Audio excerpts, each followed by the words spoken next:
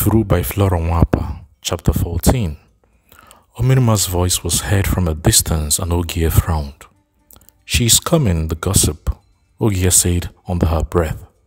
"She has never in her life said anything good about anybody. I wonder who is going to be her next victim. She's always running people down." "Is Amede in?" Omirima shouted a few yards away from the house. "She is in," Ogie answered without looking up. "You rude girl, why do you talk to me like that? Look at me. I say, look at me." She got hold of Ogie's face in both hands and looked at it intently. She hissed and left her. "Who is your father anyway?" Ogie did not reply. "You go and ask question," Omirima said. "What is the matter?" Gilbert's mother asked from within. "It is the daughter of Nwosu, that ignorant girl.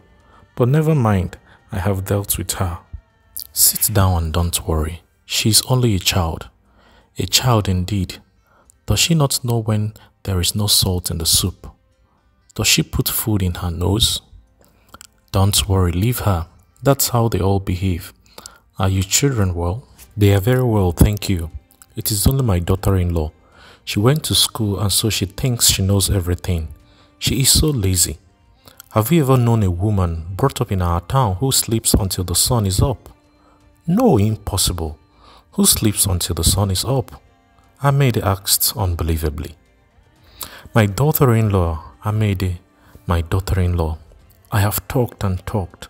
My son does not want to listen to me. Please help me to talk. Go there now and you will be told by one of the numerous servants that she is in bed sleeping. This is bad. She is unlike our women. Where did she learn this foreign bad behavior? I thank God my daughter-in-law does not sleep till sunrise.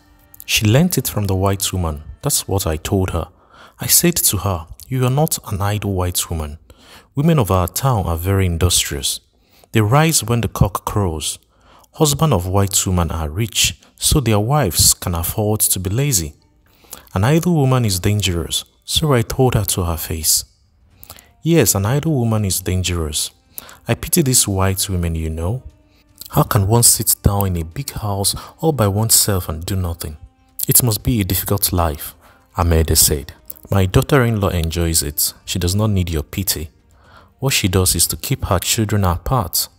My youngest daughter came back from her house yesterday in tears, saying that she drove her away from her house because she has yours. I went straight to her. You can trust me to go straight to her. I asked her why she drove back my daughter from her house. Did she not know that she was married to my son, and therefore must treat my children and me with respect? Was my daughter suffering from leprosy to merit such a treatment? And what did she say?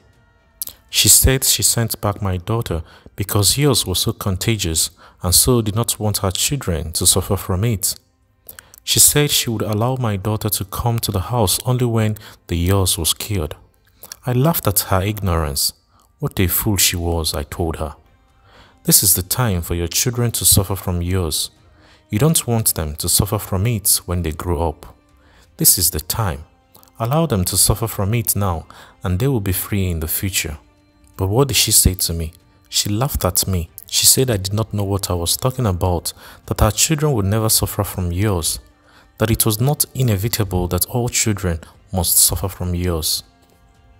Our fathers suffer from it, so did their fathers' fathers.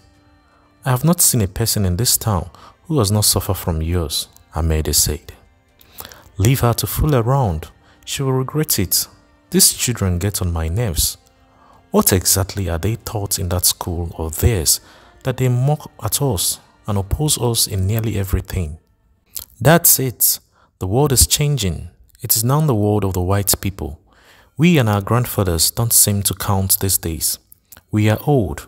Let me bring you palm wine. That's all I have today." "Is it nkwu or ngwo?" "It is nkwu." "Good. Bring it if it is not too strong."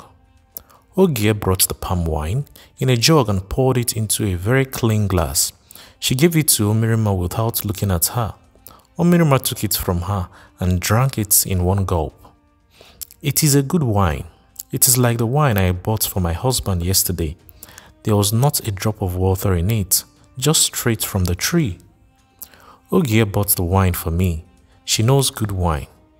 Where is Ogie going? Mirima asked as she saw Ogie with a basket used in catching fish. Surely she is not going to fish.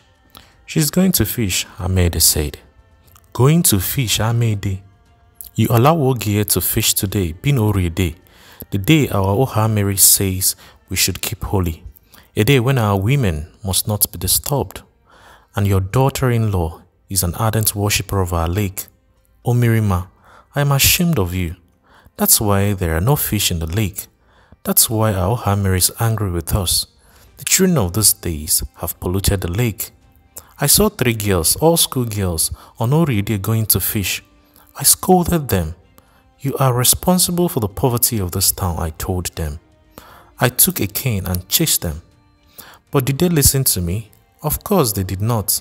As I was returning from the market in the evening, I saw them returning from their fishing. That's what they learn in school, to disobey their elders. The last flood was no flood at all, and the one before it was worse, for it came too early and damaged the yams, the cassava, and other crops. We have these churchgoers to blame. That reminds me, how is your new daughter-in-law? Oh, she is well. How is she getting on with Efuru? Oh, well, Efuru is such a good woman. She does not make any trouble. She is taking great care of my son and Nkonyeni. That's what it should be in the beginning. You wait and see. No, they won't quarrel. They are both good and sensible. How did they settle that problem of Gilbert's son who came from Ndoni? Problem of my son's son. Who told you? It is repeated everywhere. Our town is a small one. Of course, everybody in this little town knows that Eneberi has a son at Ndoni. What many people do not know is the mother of the child. However, I am happy that you decided to send the boy back to Ndoni. That was thoughtful of you. But don't you think you should persuade your son to marry the mother of his son? A woman who gave birth to such a boy should be married. You don't know tomorrow. Nkonyeni won't be barren, of course. She is pregnant already, but nobody knows whether she is going to have a girl or a boy. She might take the footsteps of her mother, who had 4 girls and a boy. We also know that when the boy came, that Nkonyeni was furious. She refused to have anything to do with him, and she was actually responsible for sending the boy away. But we know why she was so angry. She thought she was going to have the first son for Eneberi. Serves her right. Didn't I tell you not to have anything to do with that girl, that her mother was not a good woman? Amede did not remember Omirima ever warning her about Nkonyeni. It was she herself who did not like Nkonyeni's mother. She wondered how the arrival of her son's son came to be known by Omirima. The little boy came with his uncle, and they remained for 3 days, at the end of which the boy left with his uncle. But Nkonyeni made so much fuss, threatening to leave if the boy did not go away to his mother. But Efuru was happy to see the boy. She saw the clear resemblance between him and her husband and treated them very kindly.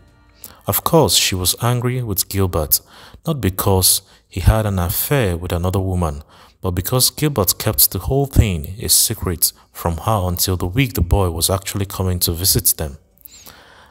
As for Nkonyeni, she was furious and did not hide her feelings. She viewed the whole thing with disgust. She argued that the boy was not Gilbert's son, and so she was not going to have a bastard child. So in the end, Gilbert had no alternative but to send the child away to his mother. But coming to look at it from Nkonyeni's point of view, Omirima went on, I don't blame her very much. The boy may be the son of someone else. It is sad to claim someone else's son. No, he is my son's son. He looks exactly like my son. You did not see him, did you? No, I did not see him. You know our people and the way they talk. I am glad the boy is your son's child. Why then did you allow him to go back to Ndoni? I did not want to interfere. Nkonyeni was insistent on the boy going back to his mother. Did you say you did not want to interfere, Amede? I am ashamed of you. Gilbert is your son, your flesh and blood, and so all his problems are yours. You can never interfere in his affairs because his problems are your own problems too. She threatened to leave us if the boy remained. That is nonsense. Why did you not let her go? There are so many girls in town who will gladly be your son's wife. This is nothing but weakness. What do you expect me to do, Omirima? I am getting old. I am feeling very strained of my old age. And besides, Nkonyeni is pregnant. So what? Is she the only woman pregnant this season? It is expected that she should have a baby before the year is out. If no baby comes in the first year, it is our duty to probe her girlhood and find out why. I am going. I am wasting my time talking to you. And besides, I am going to Akiri tomorrow morning. Let day break. Go well, let day break.